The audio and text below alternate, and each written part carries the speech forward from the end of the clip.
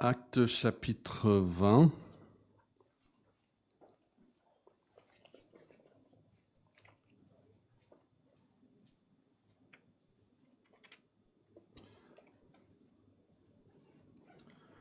Pendant des moments d'incertitude que puisse connaître une personne ou une église même, on a besoin de trouver un fondement solide. Et je prie le Seigneur qu'il me donne un verset qui pourrait nous rassurer en tant qu'Église. Et j'ai pensé à ce verset en Acte 20 et je me suis dit, je sais que j'ai même prêché sur ce verset. Alors j'ai cherché dans mes notes, je n'ai pas trouvé, mais j'ai trouvé le sermon en ligne. Donc je fais rarement ça, mais puisque je n'avais pas mes notes écrites, je suis allé l'écouter. Et ce que j'ai découvert, c'est que j'avais prêché ce texte juste après le départ de la famille Cole.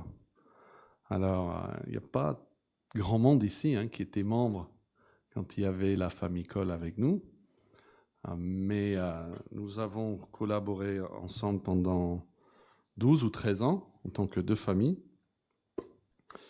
Et puis, ils sont partis d'ici pour aller dans le sud de la France et en fait avoir un ministère dans l'église où était avant mon père, avant que mon père est décédé. L'église où était luisante avant. Et donc c'était quand même un moment où on se disait voilà qu'est-ce qui va se passer, un peu l'avenir un peu incertain. Et j'ai trouvé ça intéressant que apparemment à l'époque le Seigneur avait mis ce verset sur mon cœur et que je pense à ce verset encore sans avoir fait le lien. Mais Paul ici est à Éphèse. C'est un entretien qu'il a avec les anciens d'Éphèse. En fait, il n'est pas exactement à Éphèse, il est à Milet. Milet, c'est sur Google Maps, si on fait à pied, ça dit que c'est une marche de 13 heures, donc c'est assez loin. Et lui doit rester près de son navire parce qu'il est en route pour Jérusalem. Mais on envoie quelqu'un chercher les anciens de l'église, on ne sait pas combien ils étaient, mais eux, ils descendent pour voir Paul et pour passer probablement une journée avec lui. On peut imaginer qu'ils étaient très heureux en allant pour le voir. Mais quand ils le voient, Paul a des mots assez tristes pour eux parce qu'il les fait savoir qu'il est convaincu qu'il ne va plus les revoir, en fait. Et si vous regardez le verset 36, Acte 20, 36, après avoir ainsi parlé, il se mit à genoux et il pria avec eux tous, et tous fondirent en larmes. Essayez d'imaginer un peu la scène. Se jetant au cou de Paul, il l'embrassait affligé, surtout de ceux qu'il avait dit qu'il ne verrait plus son visage. Et ils l'accompagnèrent jusqu'au navire. Et puis, ils devaient donc faire les 13 heures de marche pour entrer à Éphèse. Imaginez leur cœur affligé, triste, de toutes ces pensées qu'ils n'allaient plus voir leur cher apôtre. Mais qu'est-ce qu'il peut leur dire qui est rassurant ? Il leur dit qu'il y aura des dangers. Il dit au verset 29, « Je sais qu'il s'introduira parmi vous, après mon départ, des loups cruels qui n'épargneront pas le troupeau, et qu'il s'élèvera du milieu de vous des hommes qui enseigneront des choses pernicieuses pour entraîner les disciples après eux. Donc, vous voyez, c'est pas des bonnes nouvelles. Comment est-ce qu'il va vraiment pouvoir les rassurer? Et je pense que le réconfort de ce qu'il leur donne se trouve lorsqu'il dit, verset 28, « Prenez garde donc à vous-même et à tout le troupeau sur lequel le Saint-Esprit vous a établi évêque pour paître l'Église de Dieu qu'il s'est acquise par son propre sang. » Et le réconfort, s'ils ont médité ces paroles, c'est sur la nature même de l'Église. Regardez cette phrase encore à la fin du verset 28. L'Église de Dieu qu'il s'est acquise par son propre sang. Alors, d'abord, il y a une chose qui est intéressante ici à noter. Il dit sans sang. Son sang. Bon, si je prononce bien les voyelles. C'est qui le sang ici? Ça parle de qui? Oui, ça parle du sang de Jésus, mais dans le verset, c'est qui? Exactement, c'est dit, c'est l'Église de Dieu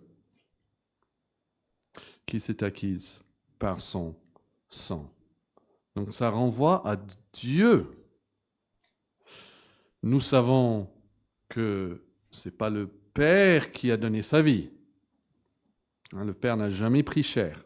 Ce n'est pas le Saint-Esprit qui a versé son sang. L'Esprit n'a jamais pris chair. C'est Dieu le Fils qui a versé son sang. Mais sans aucun embarras, sans crainte de devoir qualifier les choses, Paul peut leur parler de Jésus-Christ et l'appeler tout simplement Dieu. Dieu qui a versé son sang. Et bien sûr, nous savons qu'il parle de Dieu, le Fils. Parce que si Dieu n'est pas entièrement le Fils est entièrement Dieu. Ça, c'est le mystère de la Trinité. Et c'est lui qui donc a donné son sang. Et nous voyons ailleurs, par exemple en Romains 9, ça parle de Jésus-Christ et Dieu béni, après ça l'appelle Dieu. Aussi, si vous voulez voir en 1 Timothée 3, juste rapidement sur cette même idée, ça c'est un verset important parce que c'est le verset clé de l'Épître, 1 Timothée, chapitre 3, et verset 14, il dit « Je t'écris ces choses avec l'espérance d'aller bientôt vers toi. Mais si je tarde, tu sauras comment il faut te conduire dans la maison de qui? La maison de Dieu. » C'est quoi la maison de Dieu? C'est le temple à Jérusalem, c'est quoi? Il le dit ici. La maison de Dieu qui est quoi? Oui, mais juste avant. C'est l'église de Dieu vivant, la colonne et la pluie de la vérité. Donc la maison de Dieu, c'est l'église de qui? De Dieu. OK. Et donc, la colonne, la pluie de la vérité, continuez juste après, et sans contredit, le mystère de la piété grande, Dieu a été manifesté en chair. Et il y a des traductions qui ont « il » au lieu de « Dieu », mais même si c'est « il », ça renvoie, comme le sang, ça renvoie à la maison de Dieu, l'église de Dieu. Donc, il est forcément Dieu ici. Il a été manifesté en chair. Là encore, ça c'est Christ, ça c'est Dieu le Fils, et il est appelé Dieu. Mais c'est son Église. Donc, gardez en tête ce qu'on a lu en Acte 20, c'est que c'est l'Église qui s'est acquise. OK? Vous pouvez dire peut-être, si vous avez une voiture, ça c'est la voiture que j'ai acquise. avec mon argent. Ça veut dire donc vous n'allez pas me donner les clés. Elle est la vôtre. Et donc, si c'est l'Église qui s'est acquise, ça parle du fait que l'Église appartient à qui? À lui, voilà, à Dieu le Fils, en l'occurrence. C'est son Église. C'est son Église. Et on le voit ici, si vous êtes toujours en 1 Timothée, c'est la maison de Dieu et c'est l'Église du Dieu vivant. Elle est à lui. Et il s'en soucie plus que nous, parce qu'il a payé beaucoup plus cher que nous. Il l'a acquise à un grand prix par son sang. Il a payé cher, si vous voulez. Si vous payez cher quelque chose, vous allez la protéger parce que vous avez beaucoup investi. Lui, il a donné son sang pour l'Église. Donc, elle a une valeur extrêmement précieuse à ses yeux. Et si on peut garder en tête 2 mots, quand on parle de l'Église de Dieu, ou l'Église si c'est acquise, pour revenir maintenant en acte 20, et le verset donc 28, le premier mot c'est Seigneur, il est Seigneur. Si c'est à lui l'Église, ça veut dire qu'il est le maître, il est le Seigneur de l'Église. Donc en fin de compte, c'est lui qui décide, c'est lui qui gère ces choses. Et si vous lisez les actes et vous lisez après les épîtres, vous allez voir que souvent les plans ont changé. Paul, il va écrire, j'ai changé mes plans, je ne veux pas venir quand j'ai dit, etc. Apollos, il dit aux Corinthiens, je voulais qu'il vienne, il viendra peut-être plus tard, mais je vous envoie Timothée, il ne voulait même pas que Timothée vienne. On voit qu'il y a ces différents changements de planning dans l'Église, mais c'est Dieu qui est le Seigneur de toutes ces choses. Cette Église n'est pas la nôtre. Dans un sens, on peut dire que c'est mon Église. La Bible parle de l'Église des Thessaloniciens, par exemple. Mais pas dans le sens qu'elle nous appartient. Nous, on appartient à l'Église de Christ, mais elle ne nous appartient pas. C'est vrai pour le pasteur, c'est vrai pour tous les membres. Elle n'est pas... elle est la propriété de Dieu seul. Et ça doit être pour nous un réconfort. Parce que comme ma femme, elle me partageait juste aujourd'hui quelque chose qu'elle avait lu, le fait que tout ce que Dieu fait, il le fait avec une sagesse parfaite, une puissance parfaite et un amour parfait. Et si on a un Dieu qui a ces 3 qualités, il est parfait dans son amour, il est parfait dans sa puissance, et il est parfait aussi dans sa sagesse, il ne peut pas faire d'erreur.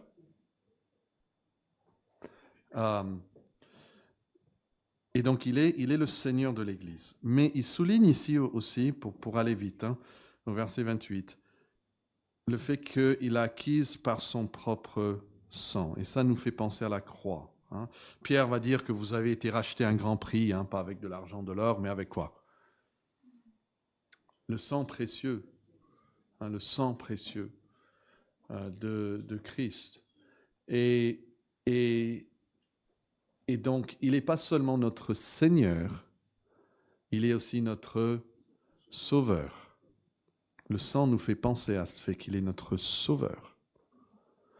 On peut aller, on peut travailler, on a peut-être un chef. Il veut bien nous commander, mais est-ce qu'il va nous aider quand on a un problème? Peut-être pas. Mais Dieu est toujours là en tant que Seigneur, mais aussi Sauveur, les deux. Et c'est la preuve de son amour.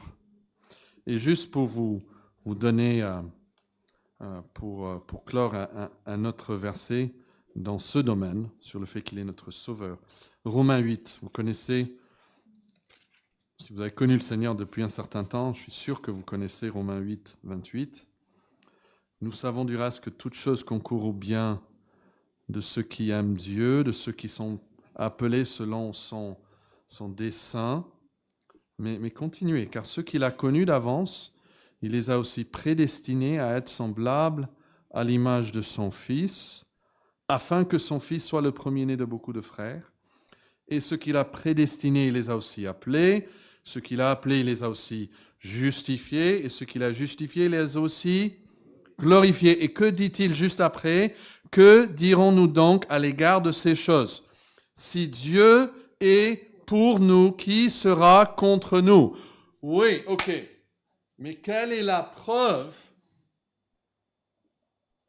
que Dieu est vraiment pour moi? Parce qu'il y a des gens qui disent, regarde, je me vois ma vie, je voulais faire ça, je voulais faire ça, je voulais faire ça. J'ai prié, par exemple, pour la guérison, je n'ai pas eu la guérison. J'ai prié pour une certaine bénédiction, j'ai eu le contraire. Ma vie est une vie de troubles et de difficultés, de problèmes. Et là, tu viens me dire que Dieu est pour moi? Regardez le texte. Si Dieu est pour nous, qui sera contre nous? Et juste après, il dit quoi? Lui qui n'a point épargné son propre Fils, mais qui l'a livré pour nous tous. Ça, c'est le sang de Christ, là. Ça, c'est la croix. Dieu n'a pas épargné son propre Fils.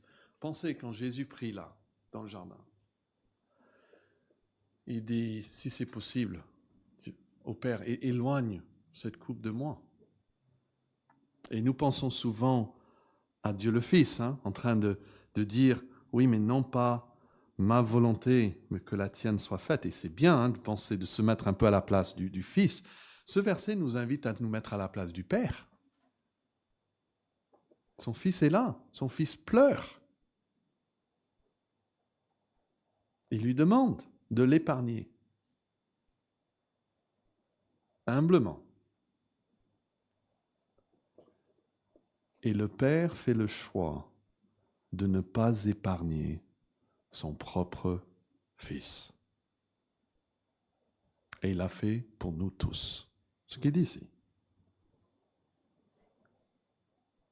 Il l'a livré pour nous. Nous. Lui n'a pas été épargné, mais il l'a fait pour nous.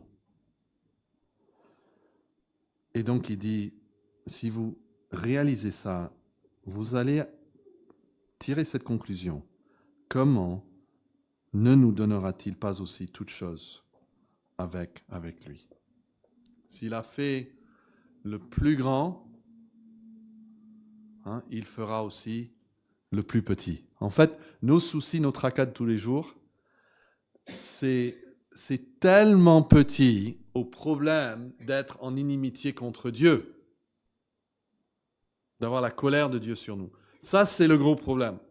Et le raisonnement ici, c'est s'il a fait le plus important,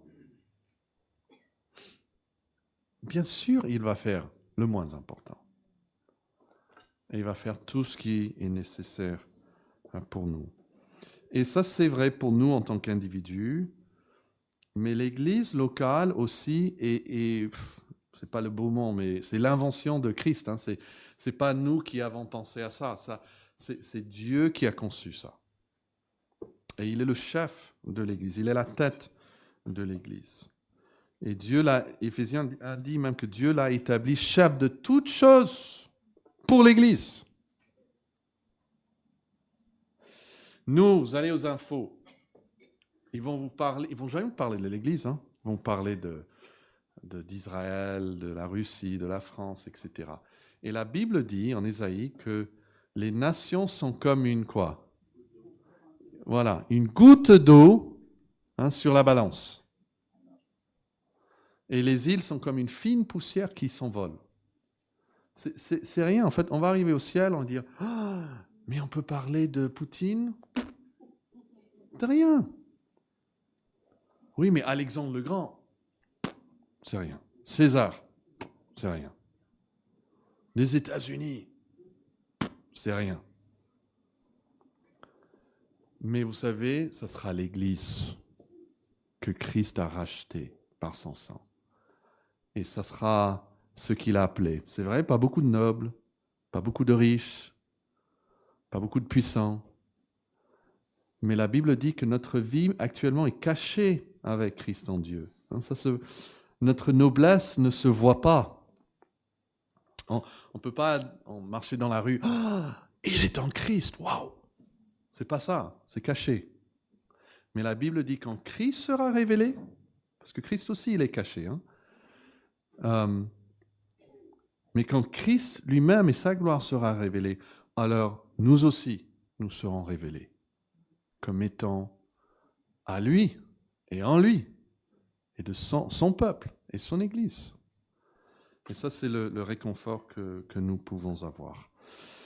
Donc, prenons vraiment confiance dans le fait que Dieu nous aime et prenons ces vérités comme un oreiller sur lequel vous pouvez bien dormir le soir.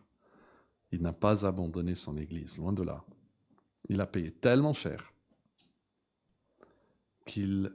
la Bible dit, même les portes de l'enfer ne prévendront point contre elle.